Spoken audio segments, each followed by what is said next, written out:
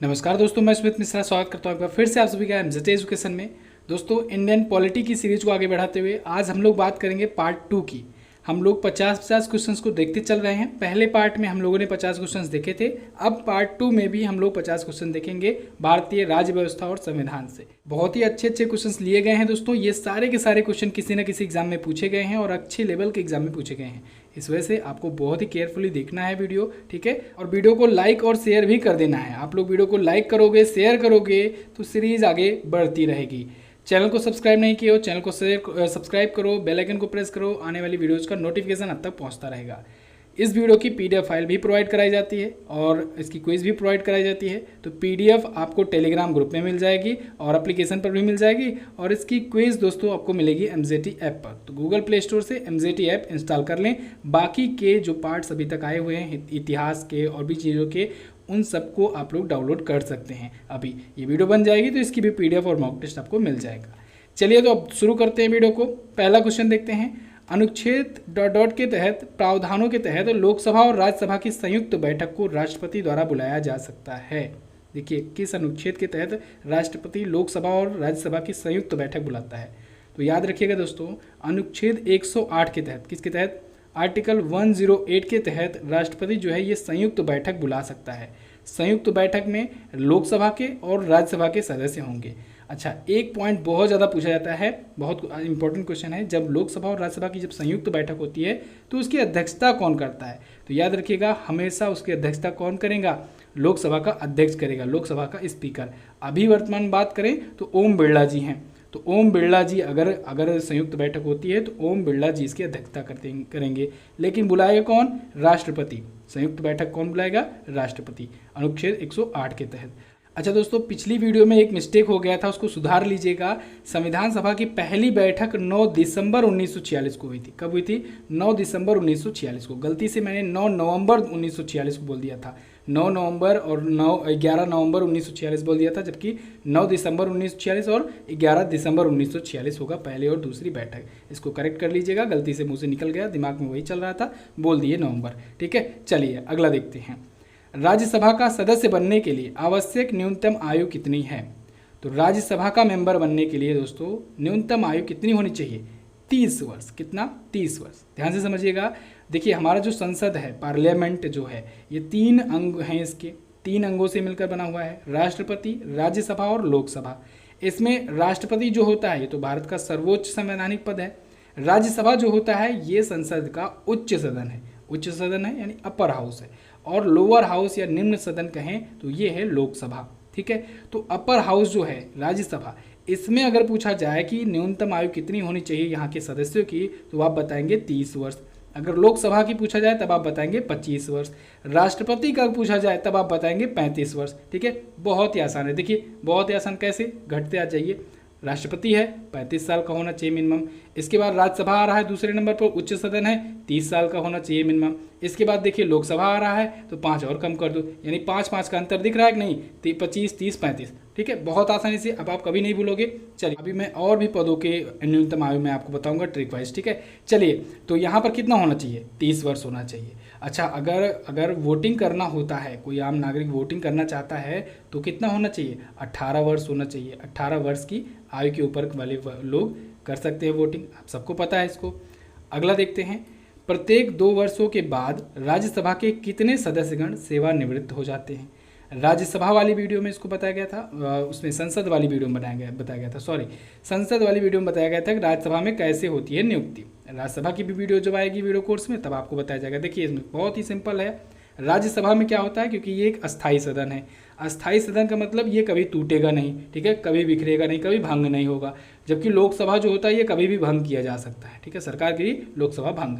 अब देखिए यहाँ पर क्या होता है, राज्यसभा में इसमें कार्यकाल होता है 6 वर्षों का। लेकिन ये 6 वर्ष ऐसे नहीं होता, क्योंकि भंग तो होना नहीं है। ऐसा नहीं है कि एक बार में पूरा राज्यसभा भंग कर दिया जाए तो अगली बार फिर से सब लोग नए नियुक्त हों और फिर वो 6 साल तक रहें। ऐसा नहीं होता है। इसमें क्या होता है, इसमें दोस्तों प्रत्येक दूसरे वर्ष 1/3 सदस्य टूटते हैं, यानी कि रिटायर होते हैं, और 1/3 सदस्य ही आ जाते हैं। ठीक है, तो प्रत्येक दूसरे वर्ष ऐसा होता है, यानी 2 वर्षों पर 1/3 आए, फिर 1/3 चले गए, फिर अगले दूसरे वर्ष 1/3 आए, 1/3 चले गए, फिर अगले वर्ष ऐसे हुआ, 1/3 आए, 1/3 चले गए। तो इस प्रकार से जो इधर वाला आया था, अगली बार इसका कार्यकाल पूरा हो जाएगा, अगली बार इसका कार्यकाल पूरा हो जाएगा पहले वाले का, क्योंकि देखिए यहाँ पर 2 से 2 साल, 2 साल और फिर ये 2 साल, ये 6 साल होगा। तो इस प्रकार से ये 6ठे वर्ष रिटायर हो जाएगा। तो इस प्रकार से ये जो 1/3 सदस्य आए थे, ये 6 वर्ष बाद अपना कार्यकाल पूरे कर लेंगे। फिर ये वाले जो होंगे इसके बाद अगले दूसरे साल इसका पूरा करेंगे। तो यानी कि आप देख रहे हैं हर दूसरे साल 1/3 सदस्य आ रहे हैं और 1/3 सदस्य ही जा रहे हैं। तो ये होती है राज्यसभा में चुनाव की प्रक्रिया। चुनाव कैसे कैसे होता है, कई टाइप से होता है, और इसको तो जब राज्यसभा वाली वीडियो आएगी तो उसमें आपको बताया जाएगा, ठीक है, कि राष्ट्रपति 12 लोगों को मनोनीत करता है, ठीक है, फिर विधानसभाओं के कुछ लोग वोटिंग करते हैं, कुछ अध्यापक गण स्नातक वाले करते हैं, ठीक है। तो ये सभी चीज़ें प्रोसेस होता है, इसको सबको आपको बताया जाएगा। यहाँ फिलहाल 1/3 ऑप्शन आपका सही होगा, क्योंकि ये क्वेश्चन आंसर वाली वीडियो है, तो यहाँ पर बहुत ज़्यादा डिटेल में आपको बताया नहीं जा सकता है, यहाँ पर आप केवल प्रैक्टिस करिए, ठीक है। चलिए अगला, लोकसभा चुनावों के लिए उम्मीदवार बनने की न्यूनतम आयु सीमा कितनी है? लोकसभा चुनाव के लिए उम्मीदवार अगर आपको बनना है, यानी कैंडिडेट बनना है, आपको अगर लोकसभा का चुनाव लड़ना है सदस्य का, तो न्यूनतम आयु कितनी होनी चाहिए? तो ध्यान रखिएगा, इसके लिए न्यूनतम आयु होनी चाहिए 25 वर्ष, ठीक है। कितना? 25 वर्ष होना चाहिए। अभी मैंने आपको बताया था लोकसभा के सदस्य जो होते हैं, तो लोकसभा के जो सदस्य होगा वही तो लड़ेगा, ठीक है, लड़ा होगा, जीता होगा, तभी तो सदस्य बना आगे चल करके। तो ये 25 वर्ष होना चाहिए। अच्छा, अगर यहीं पर पूछा जाए कि वोट कितने लोग दे सकते हैं, तो वोट दोस्तों ये 18 वर्ष के ऊपर सभी लोग दे सकते हैं, ठीक है। चलिए अगला, अब यहाँ पर अगला क्वेश्चन है, निम्नलिखित में से कौन कैबिनेट स्तर का होता है? कैबिनेट स्तर का, कैबिनेट आप जानते हैं जब भी कोई सरकार बनती है तो सरकार उसी को कहते हैं, जो कैबिनेट में जो मिनिस्टर्स होते हैं, मिनिस्टर्स के ग्रुप को ही तो सरकार कहते हैं, ठीक है। उसमें एक प्रधानमंत्री होता है, अलग अलग जो मंत्रालय होते हैं उनमें सबके मंत्री होते हैं, ठीक है। तो उन्हें जो कैबिनेट मंत्री होते हैं उन्हें कैबिनेट मंत्री कहा जाता है। फिर राज्य मंत्री होते हैं, राज्य मंत्री स्वतंत्र प्रभार होते हैं, ठीक है। तो यहाँ पर पूछा गया है कि निम्नलिखित में से कौन कैबिनेट स्तर का दर्जा प्राप्त करता है? तो विपक्ष का नेता जो होता है दोस्तों, उसे कैबिनेट के मंत्री के स्तर का दर्जा मिलता है, ठीक है, विपक्ष का जो नेता होता है। अब यहाँ पर ध्यान से समझिएगा, अभी मैं पूछूं आपसे विपक्ष में कौन है विपक्ष का नेता, तो आप बताएंगे लोकसभा में कोई नहीं है, कोई नहीं है, ठीक है। कारण क्या है? कारण ये है, नियम ये कहता है कि दोस्तों विपक्ष का नेता वही होगा, उसी पार्टी से होगा जब कोई पार्टी है वो टोटल में लोकसभा के जो मेंबर्स हैं उसमें कम से कम 10% सीट उस पार्टी ने जीता हुआ हो। अब देखिए 543 सदस्य हैं लोकसभा में, इसका 10% करेंगे कितना होगा? 54.3 यानी कि 55। अब 55 सदस्य, 55 सीटें आनी चाहिए किसी विपक्ष में पार्टी में। अब आप जानते हैं विपक्ष की पार्टी अभी वर्तमान में कौन सबसे बड़ी है? कांग्रेस है विपक्ष में सबसे बड़ी पार्टी, ठीक है। भारत की सबसे बड़ी पार्टी बीजेपी है, विपक्ष में इस समय कांग्रेस है। कांग्रेस के दोस्तों 55 सदस्य नहीं है। जब 55 सदस्य नहीं है, इस वजह से ये मुख्य विपक्ष का नेता अपना नहीं खड़ा कर सकता। तो अगर टेक्निकली देखा जाए तो दोस्तों अभी विपक्ष में कोई नेता नहीं है, ठीक है। वो अलग बात है कि ये किसी एक को अपने हिसाब से चुन लेते हैं, चलो वाद विवाद करना हो या कोई मुद्दा उठाना हो तो ये कर देंगे, लेकिन कोई विपक्ष का नेता नहीं है, ठीक है। अच्छा हाँ, राज्यसभा में है, राज्यसभा में है, इसको ध्यान रखिएगा। लोकसभा में नहीं है लेकिन राज्यसभा में है। कौन है? मल्लिकार्जुन खड़गे जी हैं। कौन है? मल्लिकार्जुन खड़गे जी हैं, कांग्रेस पार्टी से हैं और अभी ये एक बार नियुक्त किए गए 16 फरवरी को 2021 को ही, ठीक है। तो इसको याद रखिएगा, मल्लिकार्जुन खड़गे जी राज्यसभा में ये विपक्ष के नेता है, मुख्य विपक्ष के नेता। क्लियर? बहुत इंपॉर्टेंट क्वेश्चन है, ये पूछा गया है एग्जाम में और पूछा भी जाता है। अगला देखते हैं, राज्यसभा में कितनी सीटें उत्तर प्रदेश से हैं? देखिए उत्तर प्रदेश एक ऐसा स्टेट है दोस्तों जिसमें राज्यसभा की सीटें भी उत्तर प्रदेश से बहुत ज़्यादा जाती हैं, सबसे ज़्यादा जाती हैं। लोकसभा में भी सीटें यहाँ से सबसे ज़्यादा जाती हैं। विधानसभा में, यहाँ की विधानसभा जो है उत्तर प्रदेश की, उसमें भी सबसे ज़्यादा सीटें हैं भारत के सभी राज्यों की अपेक्षा। तो यहाँ पर क्वेश्चन पूछा गया है कि राज्यसभा में कितनी सीटें उत्तर प्रदेश से आती हैं। तो दोस्तों याद रखिएगा 31 सीटें जो है ये उत्तर प्रदेश से आती हैं। लोकसभा में कितनी सीटें आती हैं? 80 सीटें। 80 सीटें उत्तर प्रदेश से लोकसभा में आती हैं। उत्तर प्रदेश में कितनी विधानसभा सीटें हैं? 403 विधानसभा सीटें हैं उत्तर प्रदेश की विधानसभा में, ठीक है। चलिए अगला, उत्तर प्रदेश में कुल कितने लोकसभा संसदीय क्षेत्र हैं? अब देखिए लोकसभा संसदीय क्षेत्र अभी पहले वाले पार्ट में, इससे पहले वाले पार्ट में वही तो आया था जब लोकसभा का कुल संसदीय क्षेत्र पूछा गया था, मैंने पूछा था आपसे। तो संसदीय क्षेत्र मतलब उतना, जितने सदस्य होंगे उन सदस्यों का कोई ना कोई संसदीय क्षेत्र होगा जहाँ से उन्होंने चुनाव लड़ा था। तो यानी कि अगर ये क्वेश्चन का एक प्रकार से क्वेश्चन की भाषा है, इसको आप समझिए। संसदीय क्षेत्र बोल दिया तो लोग कंफ्यूज हो जाते हैं, सदस्य बोला तो आसानी से समझ में आ जाएगा कि लोकसभा में कितने सदस्य आते हैं, तो बहुत आसानी से आ जाएगा। लेकिन संसदीय क्षेत्र पूछ लिया तो लोग कंफ्यूज हो गए, आगे बढ़ गए। संसदीय क्षेत्र मतलब भी वही हुआ, जितने सदस्य होंगे उतने सदस्यों का तभी संसदीय क्षेत्र होगा, ठीक है, वहीं से तो वो लड़े थे। तो यानी 80 संसद आते हैं लोकसभा में उत्तर प्रदेश से, तो 80 संसदीय क्षेत्रों से आते होंगे ना, यहाँ पर 80 करेक्ट होगा। अगला, राज्यसभा के मनोनीत सदस्यों की कुल संख्या कितनी है? राज्यसभा में ध्यान रखिएगा 12 सदस्य मनोनीत किए जाते हैं। किसके द्वारा किए जाते हैं? राष्ट्रपति के द्वारा। किसके द्वारा? राष्ट्रपति के द्वारा 12 सदस्य मनोनीत किए जाते हैं। तो कितना टोटल सदस्य होता है? 245 सदस्यों की संख्या होती है। अब इसमें 233 प्लस 12 ये होते हैं, ठीक है, राज्यसभा में। चलिए अगला, 1996 में जब अटल बिहारी वाजपेयी पहली बार प्रधानमंत्री बने थे तो उनके प्रधानमंत्री के रूप में काम करने की लगभग अवधि कितनी थी? आप सबको पता है दोस्तों, भारत रत्न श्री अटल बिहारी वाजपेयी जी 3 बार प्राइम मिनिस्टर रह चुके हैं इंडिया के। इसको याद रखने का बहुत ही आसान तरीका है। अटल बिहारी वाजपेयी दोस्तों, इनको याद रखिएगा 13, ये 13 काउंटेबल, ये काउंट याद रखिएगा, 13 संख्या याद रखिएगा। अटल बिहारी वाजपेयी दोस्तों पहली बार 13 दिन के लिए बने, दूसरी बार 13 महीनों के लिए बने, ठीक है, और तीसरी बार इन्होंने पूरा कार्यकाल पूरा किया। तो 13 दिन और 13 महीने दोनों याद रखना है आपको, ठीक है। 13 दिन के लिए बने यानी कि लगभग 2 हफ्ता हुआ, 14 दिन में 2 हफ्ता होता है, तो लगभग 2 हफ्ता हुआ। यहाँ पर ऑप्शन के अकॉर्डिंग देखेंगे तो लगभग 2 हफ्ता लगा सकते हैं, बिल्कुल, क्योंकि 2 दिन तो होगा नहीं, 2 महीने तो होगा नहीं, 2 साल तो होगा नहीं, ठीक है। तो याद रखिएगा पहली बार ये 13 दिन के लिए सरकार बनाए, दूसरी बार 13 महीनों के लिए, और तीसरी बार ये पूरा कार्यकाल अपना पूरा किए थे, ठीक है। चलिए अगला देखते हैं। भारतीय संविधान का कौन सा अनुच्छेद यह कहता है कि प्रधानमंत्री की नियुक्ति राष्ट्रपति के द्वारा की जाएगी? ये भारतीय संविधान का कौन सा अनुच्छेद कहता है, यानी कि प्रधानमंत्री की नियुक्ति के बारे में कहाँ कहा गया है? तो याद रखिएगा अनुच्छेद 75 में आर्टिकल 75 के 1 पैरा में ये कहा गया है कि राष्ट्रपति के द्वारा प्रधानमंत्री की नियुक्ति की जाएगी। अब ध्यान रखिएगा इसमें इसका क्या मतलब हुआ। इसका मतलब ये हुआ दोस्तों कि जब देखिए प्रधानमंत्री जो होता है, ऐसा नहीं प्रधानमंत्री पद का चुनाव होता है, ये नहीं होता है। चुनाव होता है, वो चुनाव लड़ता है लोकसभा सदस्य के रूप में। बाद में जब जिसकी सीट ज़्यादा रहती है जिस पार्टी की, वो जो पार्टी होता है वो पार्टी अपना नेता चुनता है।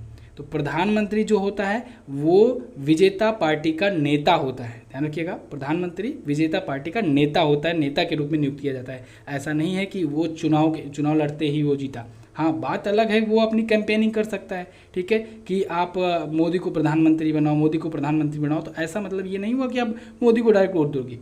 अगर आप उनके संसदीय क्षेत्र से हो तो उनको एज ए सांसद आप लोग वोट दोगे। क्लियर इतना? चलिए अगला देखते हैं। निम्न में से किसने कभी भी भारत के उप प्रधानमंत्री के रूप में कार्यभार नहीं संभाला है? इनमें से कौन ऐसे व्यक्ति हैं जिन्होंने कभी उप प्रधानमंत्री के रूप में कार्यभार नहीं संभाला है? ये थोड़ा सा अच्छा क्वेश्चन है, इसको जानने के लिए आपको इनके बारे में जानना चाहिए। तो देखिए वीपी सिंह जी जो हैं ये उप प्रधानमंत्री कभी नहीं बने, ठीक है। बाकी मोरारजी देसाई भी रह चुके हैं, देवीलाल जी रह चुके हैं, लाल कृष्ण आडवाणी जी भी रह चुके हैं। अगला क्वेश्चन देखते हैं। भारत के प्रथम गृह मंत्री कौन थे? भारत के प्रथम गृह मंत्री कौन थे? बहुत आसान क्वेश्चन, सरदार पटेल जी थे। सरदार पटेल जी थे, इन्हीं की वजह से अखंड भारत है दोस्तों। भारत के पहले गृह मंत्री थे और भारत के पहले उप प्रधानमंत्री भी ये थे, ठीक है। सरदार वल्लभ भाई पटेल भारत के लौह पुरुष, और इन्हीं के सम्मान में 182 मीटर ऊंची प्रतिमा बनाई गई है। दुनिया की सबसे ऊंची मूर्ति है। कहाँ पर बनाई गई है? गुजरात के केवड़िया जिले में बनाई गई है। केवड़िया जिले में बनाई गई है। स्टैचू ऑफ यूनिटी नाम है उसका, स्टैचू ऑफ यूनिटी नाम है उसका। और किसने बनाया है इसको? L&T ने बनाया है। अच्छा, इसमें पूछा जाता है डिजाइनर कौन थे, तो याद रखिएगा राम वी सुतार। इस पर मैं आपको वीडियो दे चुका हूँ, और ज़्यादा जानना चाहते हो तो उस पर जा कर के देख लो, ठीक है। सरदार सरोवर बांध के पास में बना हुआ है। अगला, सर्वोच्च न्यायालय के न्यायाधीश पद पर नियुक्ति के पात्र बनने के लिए किस जज को उच्च न्यायालय के न्यायाधीश के रूप में कितने वर्षों की सेवा आवश्यक होती है? यहाँ पर बेसिकली ये पूछा गया है कि आप बता दीजिए सुप्रीम कोर्ट के जो मुख्य न्यायाधीश हैं या सुप्रीम कोर्ट के न्यायाधीश जो हैं उनको नियुक्त होने के लिए उनकी योग्यता क्या होनी चाहिए। तो दोस्तों अगर वो न्यायाधीश है तो न्यायाधीश के रूप में कम से कम 5 वर्षों की सेवा किया हो, यानी जज रहा हो किसी भी हाई कोर्ट में, ठीक है। इसके अलावा हाई कोर्ट में होना चाहिए, और इसके अलावा अगर ये नहीं है तो वो हाई कोर्ट में 10 वर्षों का वकालत किया हुआ हो, 10 वर्षों के लिए सरकारी वकील रहा हो, ठीक है, प्राइवेट नहीं, 10 वर्षों तक सरकारी वकील रहा हो, ठीक है, वकालत किया हो, तो ये होती है इसकी योग्यता। अगला, किसी याचिका के अंतर्गत या किस याचिका के अंतर्गत न्यायालय, अवर न्यायालय या किसी अन्य प्राधिकारी के समक्ष लंबित किसी मामले को उच्चतर प्राधिकारी या न्यायालय में स्थानांतरित करने का आदेश देता है। ठीक है, किस याचिका के अंतर्गत जो सत्रीय न्यायालय होता है वो ट्रांसफर करता है अपने मुकदमे हाई कोर्ट में। अच्छा क्वेश्चन है। तो किस याचिका के तहत किया जाता है? उत्प्रेषण याचिका के तहत, इसे कहते हैं उत्प्रेषण याचिका। ठीक है, अभी जब जो वीडियो कोर्स लॉन्च हुआ है दोस्तों राज्य व्यवस्था का, इंडियन पॉलिटी का, उसमें मैं आपको चैप्टर बाय चैप्टर सब कुछ बता ही रहा हूँ। राष्ट्रपति, राज्यसभा, लोकसभा, ठीक है, और भी प्रधानमंत्री आएंगे। अभी आगे ऐसे इसी में आएगा सुप्रीम कोर्ट आएगा, हाई कोर्ट आएगा। ठीक है, भारत की न्यायवादी कौन होते हैं, सबको एक एक पद को एक एक चैप्टर बाय चैप्टर करके मैं आपको पढ़ाऊंगा। ठीक है, और उन सबका आपको नोट्स दिया जाएगा, सबका मॉक टेस्ट कराया जाएगा, जैसे कि मैं आपको हर वीडियो कोर्सेज में प्रोवाइड कराता हूँ। ठीक है, तो इंडियन पॉलिटी का भी कोर्स अगर आप लेना चाहते हैं, इंटरेस्टेड हैं, तो जाकर के MZT ऐप पे ले लीजिए। चलिए अगला, भारत के उच्चतम न्यायालय की प्रथम महिला न्यायाधीश कौन थी? भारत के सुप्रीम कोर्ट की पहली महिला न्यायाधीश कौन थी? तो ये थी दोस्तों एम फातिमा बीबी। बहुत बार ये क्वेश्चन रिपीट हुआ है, बहुत बार। फातिमा बीबी, इनका पूरा नाम एम फातिमा बीबी है, और इन्होंने 1989 से 1992 तक ये सुप्रीम कोर्ट में जज रही हैं। ठीक है, ये सुप्रीम कोर्ट की चीफ जस्टिस नहीं रही हैं, ये जज रही हैं। अगर यहीं पर पूछा जाए, एक नाम और दिख रहा है लीला सेठ, अगर पूछा जाए हाई कोर्ट की किसी हाई कोर्ट की पहली महिला मुख्य न्यायाधीश कौन बनी, तो आप लीला सेठ का नाम लेंगे। दोनों इंपॉर्टेंट है, इसको याद रखना है। अगला, उच्चतम न्यायालय में संविधान के निर्वाचन से संबंधित मामलों की सुनवाई करने के लिए न्यायाधीशों की संख्या कम से कम कितनी होनी चाहिए? सुप्रीम कोर्ट में संविधान के निर्वाचन से संबंधित मामलों की सुनवाई करने के लिए न्यायाधीशों की संख्या कम से कम कितनी होनी चाहिए? तो इसके लिए कम से कम 5 संख्या होनी चाहिए। देखिए 5 क्यों होती है? क्योंकि ये 5 जब जजों की पीठ होगी तब उसमें इन लोगों में भी आपस में मत कराया जाता है। जैसे कि कोई जैसे सुनवाई हुई, अब इसमें मान लीजिए 3 जज एक तरफ हैं और 2 जज एक तरफ हैं। ठीक है, तो एक जो हुआ, एक बढ़ रहा है जिसकी तरफ, उसी को निर्णय मान लिया जाएगा। अगर 4 सदस्य होते या 8 सदस्य होते तो नहीं होता। तो ऐसे ही जो भी बेंच बैठाई जाती, जो स्पेशल बेंच बैठाई जाती है, वो विषम पदों में होता है। कभी आप सुने होंगे कि 3 जजों की बेंच बैठाई गई, 7 जजों की बेंच बैठाई गई, 5 जजों की बेंच बैठाई गई, 9 जजों की बेंच बैठाई गई। ठीक है, उसमें इसीलिए बैठाया जाता है। जैसे अगर मान लीजिए कि कुछ जैसे 9 जजों की बेंच है, तो उसमें 5 जज अगर एक चीज़ कह रहे हैं, तो 4 जज अगर दूसरी चीज़ कह रहे हैं, तो इसमें 5 जज वालों का मान लिया जाएगा। ठीक है, अगला क्वेश्चन, विश्व का विशालतम न्यायिक प्राधिकरण है, तो विश्व का सबसे बड़ा न्यायिक प्राधिकरण कौन सा है? इलाहाबाद हाई कोर्ट ये विश्व का विशालतम न्यायिक प्राधिकरण है। इसके खंडपीठ भी हैं, 2 खंडपीठ होने वाले हैं। एक लखनऊ खंडपीठ है, लखनऊ हाई कोर्ट जो है इसी का खंडपीठ है, और एक मेरठ में भी होने वाला है। ठीक है, पूरी तरीके से। चलिए अगला देखते हैं, नवसृजित उच्च न्यायालय कौन सा है? नवसृजित उच्च न्यायालय, इसमें से आपको बताना है कि यानी कि नया कौन हाई कोर्ट बना हुआ है। तो देखिए दोस्तों, अभी वैसे तो देखा जाए एक और हाई कोर्ट आ गया है, आंध्र प्रदेश का हाई कोर्ट सबसे लेटेस्ट हाई कोर्ट है। ये 25वां हाई कोर्ट है। भारत में टोटल 25 हाई कोर्ट हैं, और 25वां कौन सा है? आंध्र प्रदेश का हाई कोर्ट है। इसके पहले कौन कौन से बने हैं, इसको भी आप देख लीजिए। तो देखिए दोस्तों, मेघालय, मणिपुर और त्रिपुरा, इनका जो हाई कोर्ट है ये भी अभी नए हैं। आपको पता होगा, कई बार मैंने आपको बताया हुआ है, गुवाहाटी जो हाई कोर्ट है, गुवाहाटी हाई कोर्ट के अंतर्गत असम, अरुणाचल प्रदेश, मिजोरम और नागालैंड, इन चारों स्टेट का दोस्तों गुवाहाटी हाई कोर्ट ही पड़ता है। ओके, चलिए तो यहाँ पर बी ऑप्शन आपका करेक्ट होगा। अगला क्वेश्चन है, भारत के किसी राज्य के राज्यपाल के पद का आधिकारिक कार्यकाल कितने दिनों का होता है? अब देखिए ये क्वेश्चन बहुत ज़्यादा इंपॉर्टेंट है, ध्यान देने वाली बात है। राज्यपाल जो होता है इसका कार्यकाल वैसे तो फिक्स है ही नहीं कि कितना होता है, ये राष्ट्रपति के प्रसाद पर्यंत होता है। तो हमेशा ऑप्शन में आप लोग जब राज्यपाल का कार्यकाल पूछा जाए तो तुरंत ऑप्शन में देखेंगे कहीं पर राष्ट्रपति का प्रसाद पर्यंत लिखा गया है कि नहीं।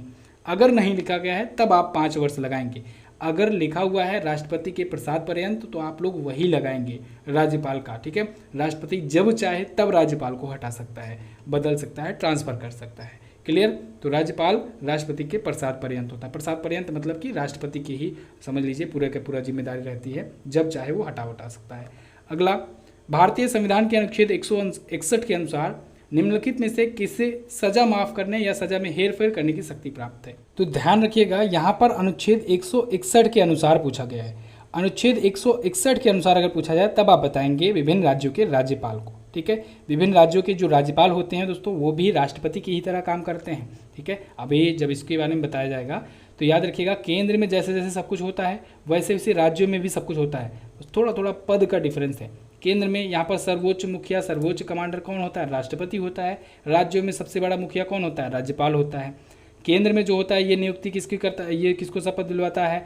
प्रधानमंत्री को, ठीक है। इसके अंतर्गत ये राज्यसभा और लोकसभा होते हैं। ऐसे ही राज्यों में विधानसभा और विधान परिषद होती है, ठीक है। और तीसरा सदन यही होता है, राज्यपाल। तो तीनों से मिलकर के राज्य का बनता चलता है सब कुछ, और इन तीनों से मिलकर के संसद चलती है सब कुछ, ठीक है। अगर काम भी कंपेयर करेंगे तो वो भी काम भी लगभग बराबर ही होता है, लेकिन थोड़ा सा कम होता है। तो यहाँ पर अगर आपसे पूछा जाए कि अनुच्छेद 161 के अनुसार सजा कौन माफ कर सकता है या सजा में हेरफेर कौन कर सकता है, तब आप बताएंगे विभिन्न राज्यों के राज्यपाल, ओके। लेकिन ध्यान रखिएगा, विभिन्न राज्यों के राज्यपाल जो होते हैं वो सजा में कमी कर सकते हैं, हेरफेर कर सकते हैं, लेकिन ये मृत्युदंड की सजा को नहीं माफ कर सकते हैं। इसका अधिकार केवल और केवल राष्ट्रपति के पास है, ठीक है। जो मृत्युदंड की, फांसी की सजा हो उसको ये माफ नहीं कर सकता है। ये सजा कम वगैरह कर सकता है, सजा इधर उधर बदल सकता है, लेकिन वो नहीं कर सकता, ठीक है। अगला, स्वतंत्र भारत में किसी राज्य की प्रथम महिला राज्यपाल कौन थी? तो भारत की प्रथम महिला राज्यपाल सरोजिनी नायडू जी, ये तो आपको पता है, उत्तर प्रदेश की बनी थी, ठीक है। यूपी के साथ साथ यूपी की राज्यपाल बनी थी और भारत में किसी भी राज्य में सबसे पहले ये महिला राज्यपाल थी, ठीक है। ऐसे ही सुचेता कृपलानी जी का नाम याद रखिएगा। सुचेता कृपलानी जी ये यूपी की मुख्यमंत्री बनी थी और भारत में किसी भी राज्य की ये पहली महिला मुख्यमंत्री थी। अगला, निम्नलिखित में से कौन सा कथन सही है? प्रधानमंत्री एवं केंद्रीय परिषद के मंत्रियों द्वारा राज्य के राज्यपाल की नियुक्ति की जाती है? नहीं। तो केंद्रीय परिषद, मंत्रिपरिषद द्वारा राज्य के राज्यपाल की नियुक्ति की जाती है? नहीं, बिल्कुल नहीं। भारत के राष्ट्रपति द्वारा राज्य के राज्यपाल की नियुक्ति की जाती है? बिल्कुल सही। राज्य के विधानसभा सदस्यों के द्वारा राज्य के राज्यपाल की नियुक्ति की जाती है? नहीं। यहाँ पर सी ऑप्शन जो होगा ये आपका करेक्ट होगा। देखिए, राज्यपाल जो होता है ये राज्य का कार्यकारी प्रमुख होता है। जैसे केंद्र का कार्यकारी प्रमुख राष्ट्रपति हुआ, ऐसे ही राज्यपाल जो होता है ये राज्य का कार्यकारी प्रमुख होता है, ठीक है। तो सी ऑप्शन आपका यहाँ पर करेक्ट होगा। प्रसाद पर्यंत याद रखिएगा, ठीक है, राष्ट्रपति का कि प्रसाद पर्यंत इनका कार्यकाल होता है। अगला, भारत में किसी राज्य के राज्यपाल की नियुक्ति पदाधिकारी निम्नलिखित में से कौन करता है? भारत के किसी राज्य के राज्यपाल की नियुक्ति किसके द्वारा की जाती है? अभी वही क्वेश्चन तो था, किसके द्वारा की जाती है? भारत के राष्ट्रपति के द्वारा की जाती है। अगला, भारत के संविधान के किस अनुच्छेद के अधीन राज्यों के राज्यपाल को अध्यादेश जारी करने की शक्ति प्राप्त है? देखिए, राज्यों के राज्यपाल को अध्यादेश जारी करने की शक्ति के बारे में पूछी जा रही है। अगर राष्ट्रपति वाला अध्यादेश होता वो अनुच्छेद 123 होता।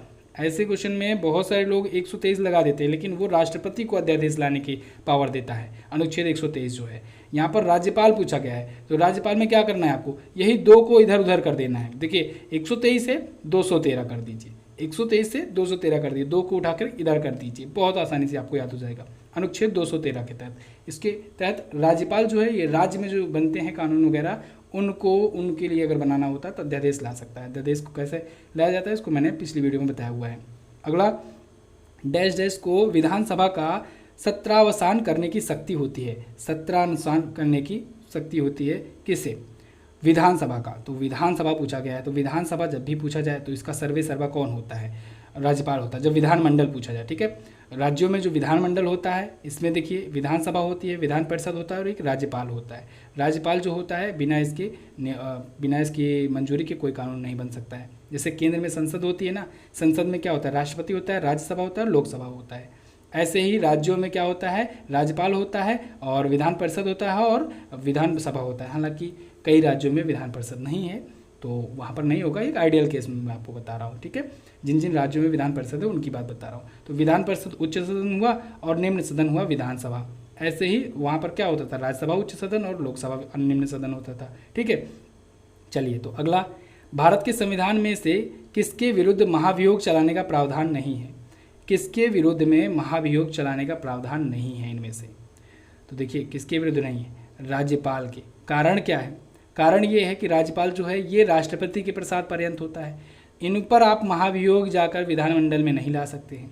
क्यों नहीं ला सकते हैं? इनको जब हटाना होगा तो आप राष्ट्रपति को पत्र लिखेंगे, राष्ट्रपति चाहेगा तब वो हटाएगा और उनके प्रसाद पर्यंत होगा, क्योंकि इनका कार्यकाल तो फिक्स होता नहीं है, इनको जब चाहे तब हटा दिया जा सकता है, ठीक है। लेकिन अभी महाभियोग और किसी को हटाना होता है राष्ट्रपति वगैरह को, तब लाया जा सकता है। अगला, उत्तर प्रदेश के उच्च न्यायालय के मुख्य न्यायाधीश की नियुक्ति कौन करता है? यूपी के हाई कोर्ट के मुख्य न्यायाधीश की नियुक्ति कौन करेगा। अब देखिए यहाँ पर ये क्वेश्चन थोड़ा सा ट्रिकी कर दिया। यहाँ पर पूछ लिया गया उत्तर प्रदेश के उच्च न्यायालय का। अब लोग इसी में कन्फ्यूज हो जाएंगे, जबकि नियम यही है कि कोई भी हाई कोर्ट है उसके मुख्य न्यायाधीश हों या न्यायाधीश हों, उनकी नियुक्ति हमेशा भारत का प्रेसिडेंट करेगा। लेकिन अभी यहाँ शपथ की बात होती है, शपथ कौन दिलाएगा। तो शपथ ध्यान रखिएगा, जिस राज्य में वो चीफ जस्टिस होगा उस राज्य का राज्यपाल उसे शपथ दिलाएगा। तो अगर यहाँ पर अभी मैं आपसे कहूँ कि अभी संजय यादव जी नियुक्त हुए हैं, ठीक है, संजय यादव जी इलाहाबाद हाई कोर्ट के नियुक्त हुए हैं, उत्तर प्रदेश में है।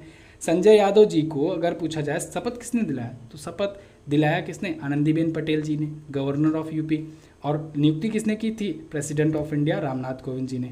अगला, भारतीय संविधान के निम्नलिखित में से किस अनुच्छेद के अंतर्गत विधानसभा को विधान परिषद का सृजन करने का प्रस्ताव पास करने की इजाज़त है। ये भी अच्छा क्वेश्चन है, अभी आया था चर्चे में। क्यों, क्योंकि पश्चिम बंगाल भी चाह रहा है कि वो विधान परिषद बनाए, ठीक है।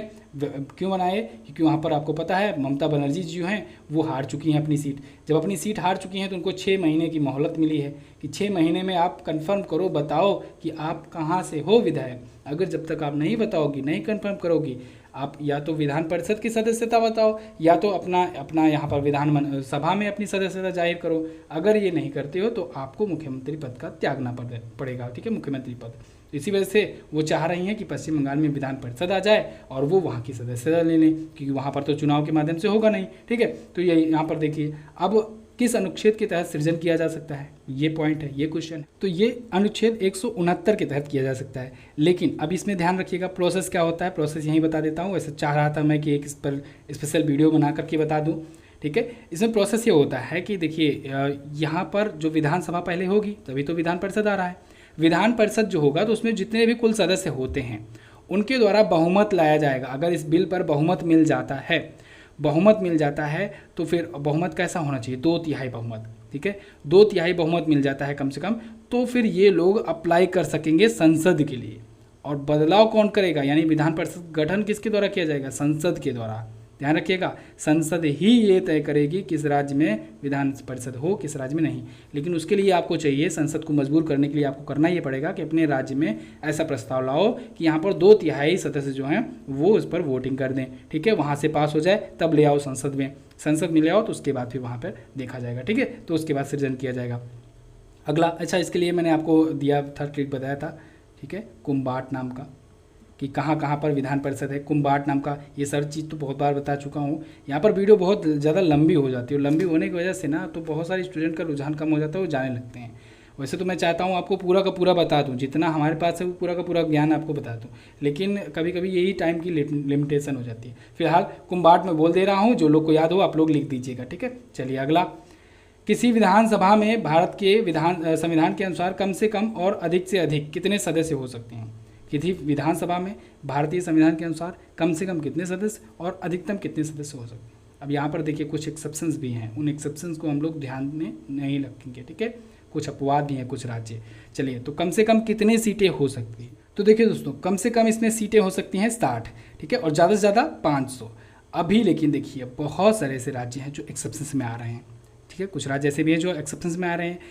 60 से ऊपर तो है ही मैक्सिमम का, कुछ का नहीं है।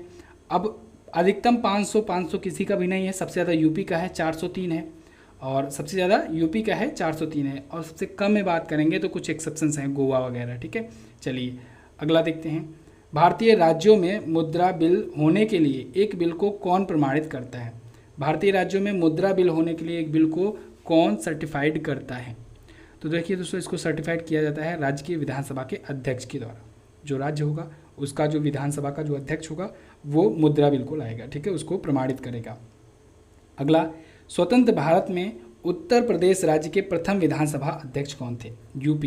यूपी के पहले विधानसभा के अध्यक्ष कौन थे। यूपी जीके की आपको ई बुक भी दी गई है, यूपी जीके की ई बुक, और इसमें यूपी का करंट अफेयर भी है। इसको सबको आप प्राप्त कर सकते हैं MJT ऐप पर, ठीक है। यूपी हुआ, बिहार हुआ, राजस्थान हुआ और एक है मध्य प्रदेश। इन 4 राज्यों का special GK plus current affair की ई बुक लॉन्च किया हुआ हूँ। तो जो लोग इन राज्यों से रिलेटेड तैयारी कर रहे हैं वो लोग इसे चेकआउट कर सकते हैं। उसमें सारा जीके भी दिया गया है, स्टैटिक जीके, इतिहास भी दिया गया है, साथ ही साथ उस राज्य का करंट अफेयर भी दिया गया है। यहाँ पर क्वेश्चन पूछा गया है उत्तर प्रदेश के प्रथम विधानसभा अध्यक्ष कौन थे, तो वो हैं पुरुषोत्तम दास टंडन जी। कौन? पुरुषोत्तम दास टंडन जी। पहले मुख्यमंत्री गोविंद बल्लभ पंत जी। पहली महिला मुख्यमंत्री सुचेता कृपलानी। पहली राज्यपाल और पहली महिला राज्यपाल सरोजनी नायडू जी। ठीक है, चलिए अगला, पंचायती राज व्यवस्था के तहत ग्राम सभा के सदस्य कौन है? पंचायती राज व्यवस्था के तहत ग्राम सभा के सदस्य कौन होते हैं?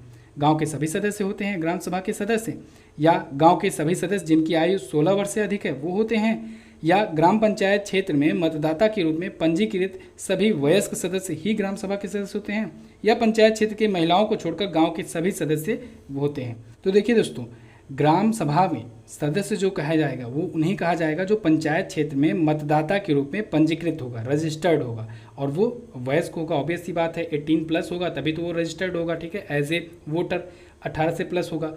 तो सभी वयस्क सदस्य, 18 से ऊपर वाले सदस्य जो रजिस्टर्ड हों पंचायत क्षेत्र में वोटिंग मतदाता की लिस्ट में, ठीक है, उनको ग्राम सभा का सदस्य माना जाएगा पंचायती राज व्यवस्था के तहत। अगला, ग्राम सभा में निम्न में से कौन शामिल है? ग्राम सभा में इनमें से कौन शामिल है? गांव विशेष में रहने वाले सभी व्यक्ति, या वे व्यक्ति जिनके नाम गांव विशेष में पंचायत के लिए मतदाता सूची में दर्ज हैं, या गांव विशेष के सभी वयस्क पुरुष, या वे सभी जो साक्षर हैं। इसमें कौन सा ऑप्शन आपको लग रहा है? तो ये वही पिछले वाले क्वेश्चन की तरह है, वे सभी सदस्य जिनके नाम गाँव के विशेष में पंचायत के लिए मतदाता सूची में दर्ज हैं वही ग्राम सभा के सदस्य कहलाएंगे। अगला, निम्नलिखित में से कौन ग्राम पंचायत की सर्वप्रथम महिला सरपंच है? ग्राम पंचायत की सर्वप्रथम महिला सरपंच कौन बनी थी? तो ये छवि राजावत बनी थी। कौन? छवि राजावत जी। ये राजस्थान में बनी थी, राजस्थान के सोडा ग्राम में। ठीक है, 2010 में बनी थी और ये पहली महिला बनी थी।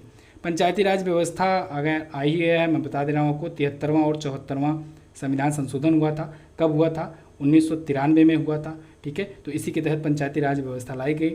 और पंचायती राज व्यवस्था वैसे तो सबसे पहले लाया गया था, 1959 में लागू किया गया था राजस्थान के नागौर जिले में। ओके, अगला, भारत का सर्वप्रथम डिजिटल पंचायत वार्ड कौन सा है? सबसे पहला डिजिटल पंचायत वार्ड कौन सा है? तो ये है दोस्तों केरल। केरल जो है ये भारत का सबसे पहला डिजिटल पंचायत वार्ड बना 2017 में बना था। अगला, भारत में किस राज्य ने सर्वप्रथम पंचायती राज की शुरुआत की थी? किस राज्य ने सबसे पहले पंचायती राज की शुरुआत की थी? अभी मैंने आपको बताया किसने की थी। तो 1959 में 24 अप्रैल के टाइम पे, इसी वजह से तो 24 अप्रैल को क्या मनाया जाता है? पंचायती राज दिवस मनाया जाता है। राजस्थान के नागौर जिले में पंचायती राज व्यवस्था लागू की गई और उस टाइम पर कौन थे हमारे प्राइम मिनिस्टर? जवाहरलाल नेहरू जी थे प्राइम मिनिस्टर। ठीक है, चलिए अगला, पहला राष्ट्रीय पंचायती राज दिवस कब घोषित किया गया? किसके द्वारा घोषित किया गया? तो पहला पंचायती राज दिवस किसके द्वारा घोषित किया गया था? ये मनमोहन सिंह जी के द्वारा 2010 में घोषित किया गया था। और कब? 24 अप्रैल को। इस वजह से 24 अप्रैल को पंचायती राज दिवस मनाया जाता है। ठीक है, चलिए अगला देखते हैं। 73वां संवैधानिक संशोधन निम्नलिखित में से किससे संबंधित था? अभी मैंने आपको बताया 73वां और 74वां संविधान संशोधन ये क्षेत्र पंचायत और नगर पंचायत से संबंधित है। ठीक है, क्षेत्र पंचायत, यहाँ पर ऑप्शन देख लीजिए, पंचायती राज संस्थाएं, ये सही ऑप्शन होगा। नगर पालिका संस्थान अगर पूछा जाए तो आप 74वां बताएंगे, 73वां पूछा जाए तो पंचायती राज संस्थाएं। दोनों ही 1993 में किए गए थे, और 73वां और 74वां, और इसके लिए 11वीं और 12वीं अनुसूची जुड़ी थी। ठीक है, 11वीं और 12वीं अनुसूची जुड़ी थी। ये सब चीज़ें मैं आपको बता चुका हूँ, संविधान में अनुसूची वाले चैप्टर में भी बताया था और संविधान के भाग वाले में भी बताया था, संशोधन वाले में, तीनों चैप्टर में आपको इसको बहुत ही अच्छे से बताया गया था। अनुच्छेद 243 में है ये। ठीक है, पंचायती राज व्यवस्था बहुत लंबा चैप्टर है, इसको याद रखिए, बहुत लंबा आर्टिकल है ये, अनुच्छेद 243। अगला, निम्न में से क्या पंचायती राज संस्थान नहीं है? ग्राम सभा, ग्राम पंचायत, न्याय पंचायत या ग्राम सहकारी संस्था? देखिए, न्याय पंचायत जो है ये पंचायती राज संस्थान नहीं है। अब इसमें न्याय कहाँ से आ गया? ठीक है, न्याय तो ये तो जुडिशरी में चला गया। ठीक है, तो ये होगा नहीं यहाँ पर। अगला, ग्राम पंचायत तंत्र के 3 स्तर होते हैं, ब्लॉक स्तर जो होता है ये क्या होता है?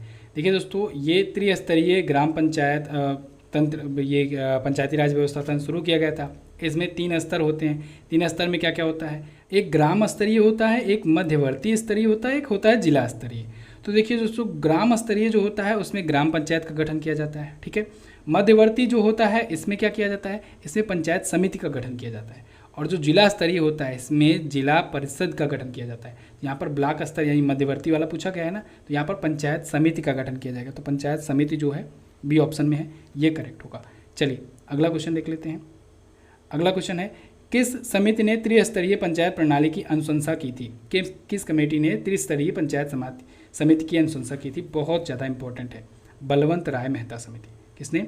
बलवंत राय मेहता समिति। ठीक है, ये क्वेश्चन एकदम सदाबहार समझ लीजिए, बहुत बार एग्जाम में पूछा गया है। भारत में पंचायती राज स्थापित करने वाला प्रथम 2 राज्य कौन था? पंचायती राज व्यवस्था स्थापित करने वाला पहला 2 राज्य कौन सा था? तो पहला 2 राज्य कौन सा था? राजस्थान और आंध्र प्रदेश। कौन? राजस्थान और आंध्र प्रदेश। अगला, एक व्यक्ति के लिए पंचायत का सदस्य बनने की न्यूनतम आयु सीमा कितनी होनी चाहिए? पंचायत का सदस्य बनने के लिए न्यूनतम आयु सीमा कितनी होनी चाहिए?